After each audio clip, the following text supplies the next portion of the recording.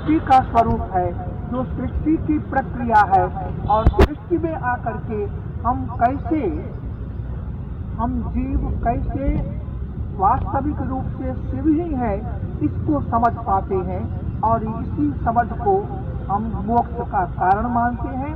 और जब मोक्ष का कारण मानते हुए इसमें प्रवृत्त होते हैं, तो फिर मोक्ष और शिव स्वरूप परमात्मा जो जीव की असली आत्मा है, हम लोग जब तक अज्ञान में हैं तब तक अपनी असली आत्मा के अलावा देह को आत्मा समझते हैं। कभी इंद्रियों को आत्मा समझ लेते हैं एक एक करके, कभी मन को, कभी बुद्धि को, कभी प्राण को, कभी शून्य को। पर शून्य भी जहाँ तैर रहा हो, उल्लसित हो रहा हो, आकाश में जिस गोद में समाया हुआ हो, वह गोद है भगवान शिव की गोद। और भगवान शिव ही हम लोगों को सारे प्राणी हैं, उन सबों की असली आत्मा भगवान शिव है।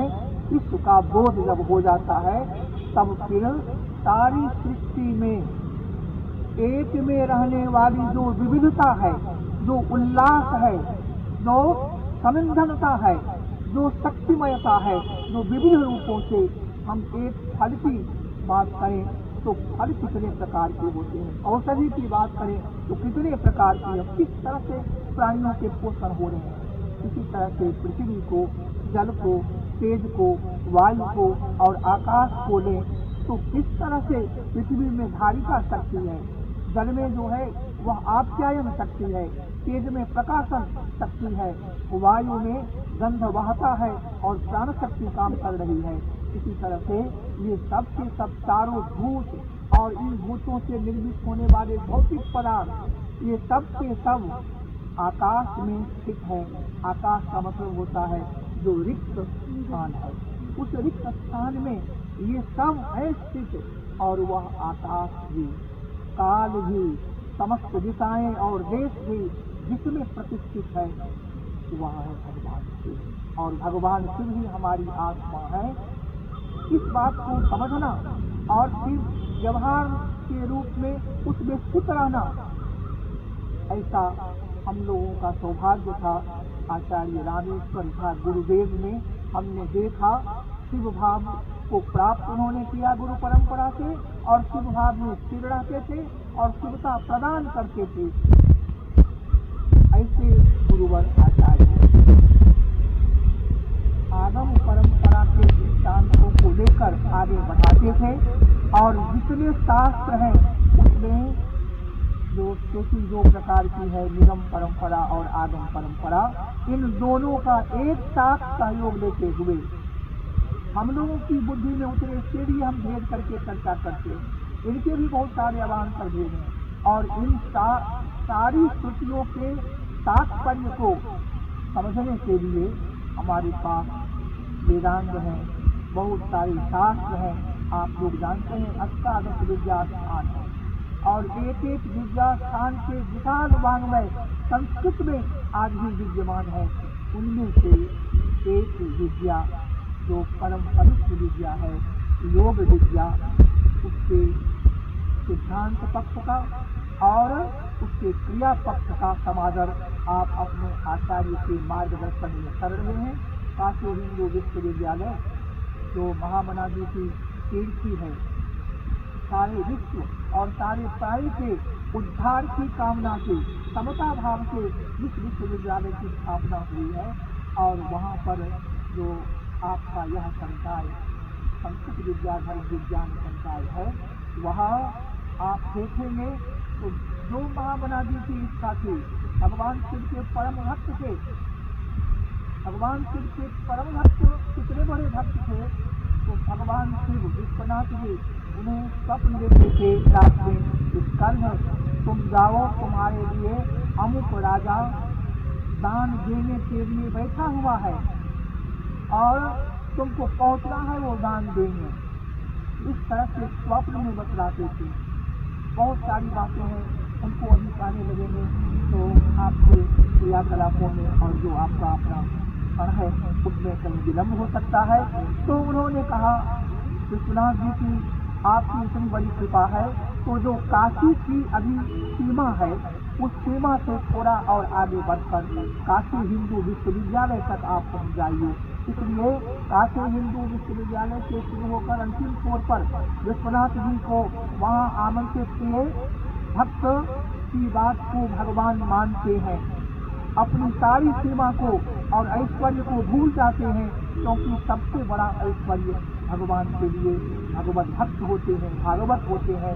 भगवान विश्वनाथ मालवी जी महाराज के अनुरोध को, उनकी प्रार्थना को स्वीकार कर यहाँ तक पहुँचे और ऐसे विश्वनाथ जी के पहुँचे हुए उनकी आराधना होती है, श्री कृष्ण की कथा होती है, श्री कृष्ण द्वारा जो गीत है श्रीमद् भगवद गीता, उनका प्रवचन होता है, जहाँ महामना जी स्वयं विराजते थे।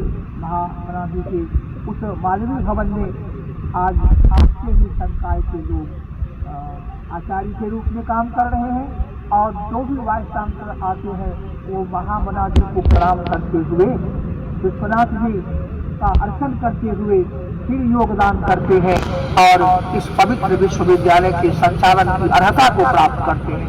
इतनी बड़ी महिमा है। तो योग विद्या जो है, इस योग विद्या के अनंत प्रविभाग हैं। आप चर्चा कर रहे थे द्विवेदी जी अभी, जो आगम तंत्र सम्मत जो योग विद्या है, वह योग विद्या क्या है? सारे जितने प्रकार के योग हैं उन सबों को समाहार करके अपने अंगी बन जाता है और सारे पातंजल योग इत्यादि को अंग बना लेता है, हठ योग इत्यादि को। और इस तरह से जो आगम का योग है, उस योग की चर्चा शुरू होती है। जब अंग और अंगी है तो भेद कहाँ होगा? हमारे आँख, हमारे पैर, हमारी आँखें, हमारे श्रोत्र, ये सब के सब ही तो अंगी है। तो इस तरह से जो आगम का योग है और जो पातंजल योग है, पातंजल योग को स्वीकारते हुए और भगवान शिव के सान्निध्य को, भगवान शिव को आत्मा के स्वरूप में सर्वथा प्राप्त करके उल्लसित हो जाने के लिए अंगी रूप में जो आगमिक योग है वह प्रस्तुत होता है। आप जानते हैं कि पातंजल योग में अष्टांग योग की चर्चा आती है। तो कौन कौन है? आसंग, यम, आसन, प्राणायाम, प्रत्याहार, धारणा, ध्यान और समाधि। तो जो प्रथम है दो अंग, वो है यम और नियम। यम के कितने भेद हैं? कौन कौन? अहिंसा, हिंसा, ब्रह्मचर्य। और दूसरा जो अंग है नियम, उनके कितने भेद हैं? कौन कौन?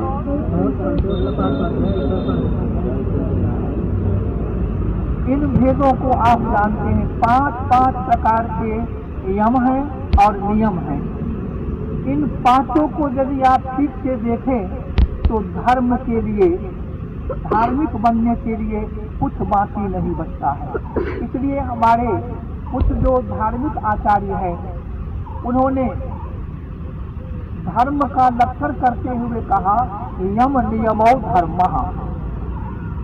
यम और नियम जो 5 प्रकार के हैं, हमारे भारतीय संस्कृति में आप सारे लक्षणों को ढूंढ निकालें, धर्म के जितने लक्षण हैं, धर्म के जितने प्रभेद हैं, तो इन 2 योगांगों में समाहित हो जाते हैं।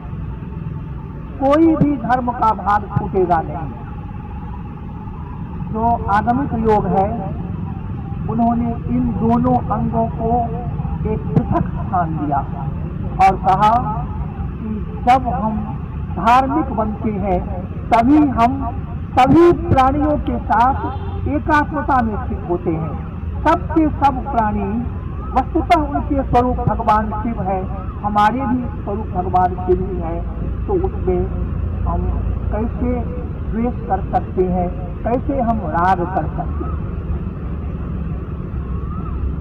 भगवान के एक भक्त उत्पल देव हुए हैं, जो आगमिक योग के बहुत बड़े सिद्ध साधक हुए हैं। सुदान कहते हैं तुलसीदास जी के शब्दों में उन्हें। और वो उनका कहना क्या है? उनका कहना है त्वमेवात्मेश सर्वस्य सर्वस्तात्मनिरागवान् इति स्वभाव सिद्धां पदभक्तिं दानं दयेत् जना। हे भगवान, त्वम एव आत्मा सर्वस्य, प्रत्येक प्राणी का, सर्वस्व में एक वचन कहा लेकिन सर्व शब्द से लिया, मैंने सर्व शब्द का मतलब है सर्वस्वरूप है एक एक व्यक्ति, और एक एक व्यक्ति जो सर्वस्वरूप है उसकी आत्मा हे ईश्वर, हे भगवत शिव, हे विश्वनाथ आप ही हो।